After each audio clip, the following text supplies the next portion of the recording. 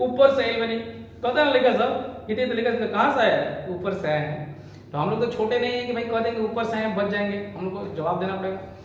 तो चलिए शुरू करते हैं कि मानव की उत्पत्ति स्थान क्या है और इसके बारे में अलग अलग वैज्ञानिकों का और इतिहासकारों का क्या विचार है उसको देखते हैं। और ये बातें आपको सोचने पर मजबूर कर देगी।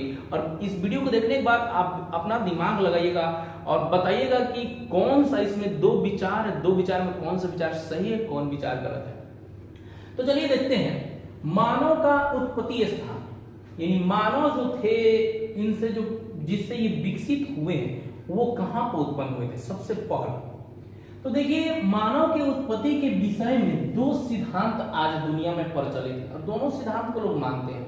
और आज हम लोग चर्चा करेंगे दोनों सिद्धांतों पर और कोशिश करेंगे कौन सिद्धांत सही है। सबको तर्क और सत्य की कसौटी पर, साक्ष्य की कसौटी पर कसेंगे और देखते हैं कौन खरा उतरता है। तो इंसानों की मानव के उत्पत्ति का स्थान के बारे में दो मॉडल है, दो सिद्धांत है। एक सिद्धांत है प्रतिस्थापन मॉडल या प्रतिस्थापन सिद्धांत, प्रतिस्थापन मॉडल, और दूसरा है क्षेत्रीय निरंतरता मॉडल। मानव के उत्पत्ति का स्थान के बारे में दो सिद्धांत है, प्रतिस्थापन मॉडल और क्षेत्रीय निरंतरता मॉडल। यानी मानव आदमी कहाँ उत्पन्न भयल है एकरा बारे में वैज्ञानिक लोग इतिहास लोग दो विचार बा। समझ लिया कितना विचार बा, दो विचार। अब प्रतिस्थापन मॉडल जो है ना, रिप्लेसमेंट मॉडल, इसमें कहा गया प्रतिस्थापन मॉडल में कि जितने भी आज दुनिया में मानव दिखाई देते हैं सबके पूर्वज एक ही जगह से उत्पन्न हुए थे और वो जगह था अफ्रीका। कौन जगह था? अफ्रीका। जितने भी मानव आज दुनिया में हैं सबके पूर्वज सब एक ही दाढ़ी से उत्पन्न हुआ। तो दाढ़ी कहां था? सबसे पहले अफ्रीका में। यानी मानव का मूल कहां उत्पन्न हुआ? अफ्रीका में। और अफ्रीका में उत्पन्न हुआ और अफ्रीका में उत्पन्न होने के बाद लाखों साल लगे इसमें फुटुक फुटुक के धीरे धीरे धीरे धीरे धीरे धीरे दुनिया के अलग अलग हिस्सों में, अलग अलग महादेशों में, महाद्वीपों में फैल गए। बहुत टाइम क्या हुआ लगा, अफ्रीका में से एशिया में, यूरोप में, ऑस्ट्रेलिया में, चारों दुनिया के सभी हिस्सों में क्या हो गए? फैल गए। तो क्षेत्र प्रतिस्थापन मॉडल ये कहता है। और इसका जो साक्ष्य है इथियोपिया एक जगह है, उसके ओमो नामक स्थान में जब जीवाश्म प्राप्त हुआ हो आधुनिक मानव का, वो ये भी कहता है, उस जीवाश्म से पता चलता है कि सारे मानव के जब पूर्वज है एक ही जगह उत्पन्न हुए और वहीं से फुटुक के हुए। और ये सिद्धांत ज्यादा प्रचलित है प्रतिस्थापन मॉडल। क्यों? क्योंकि देखिए भाई दुनिया में जितने भी मानव 8 अरब मानव, आज दुनिया में कितने मानव है? 8 अरब। और 8 अरब मानव की खान पान संबंधी, जीवन संबंधी, प्रजनन संबंधी, श्वसन संबंधी सारी की सारी क्रियाएं एक जैसी है, सब के सब मिलता जुलता। प्रजनन सबसे मुख्य है, एक जैसा सांस लेना, एक जैसा खाना, एक जैसा सोना, एक जैसा पीना, एक जैसा।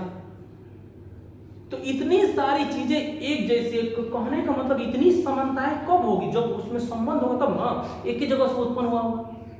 तो ये सिद्धांत जो है ज्यादा प्रचलित है प्रतिस्थापन मॉडल। दूसरा मॉडल है क्षेत्रीय निरंतरता मॉडल, क्षेत्रीय निरंतरता मॉडल। और इस मॉडल में कहा गया कि नहीं, सारे के सारे मानव एक जगह से उत्पन्न नहीं, ये जो है अलग अलग स्थानों पर उत्पन्न हुए। जैसे अफ्रीका में अलग मानव उत्पन्न हुआ, यूरोप में अलग मानव उत्पन्न हुआ, एशिया में अलग मानव उत्पन्न हुआ। आई क्यों कहा जाता है ये क्षेत्रीय निरंतरता मॉडल? क्यों लोगों के दिमाग में हाँ अलग अलग जगह पर अलग अलग मानव उत्पन्न हुआ।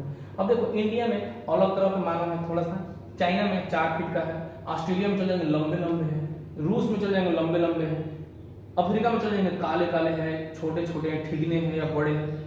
तो इस सिद्धांत क्षेत्रीय निरंतरता सिद्धांत इसी तरह कहा गया कि हर देश में, हर उप महाद्वीप में, हर महादेश में अलग अलग मानव हैं। इसलिए हो सकता है कि अलग अलग मानव अलग अलग जगह पर विकसित हुए हैं। अब देखो, अब कहा गया कि चलिए भाई आपका बात कुछ देर के लिए मान लेते हैं, क्षेत्रीय निरंतरता मॉडल कुछ देर के लिए मान लेते हैं, लेकिन फिर कहा गया प्रतिस्थापन मॉडल में नहीं, जब है सभी मानव एक ही जगह उत्पन्न हुए, सभी मानव एक ही जगह उत्पन्न हुए और एक ही जगह से अलग अलग जगहों पर फैले। अब आप प्रश्न आपका आता है कि भाई कहीं के लोग बड़का हैं, कहीं के लोग छोट हैं, कहीं के लोग ठिगने हैं, कहीं के लोग गोरे हैं, कहीं के लोग काले हैं, ये कैसे हुआ?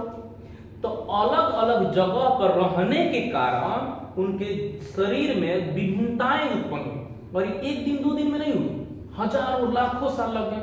जैसे हैं चाइना के लोग, अब चाइना जब विशेष क्षेत्र में रहता है, वहां का मौसम, वहां का क्लाइमेट, वहां का खान पान अलग है। इंडिया का खान पान, तो शरीर में बदलाव होगा कि नहीं होगा। अब वही चले जाओ दक्षिण अफ्रीका में, अफ्रीका में चले, वहां कितना गर्मी पड़ता है, वहां लोग काले काले हैं, सांवले हैं, ज्यादा मोटे हैं, चिकने हैं, ऐसे।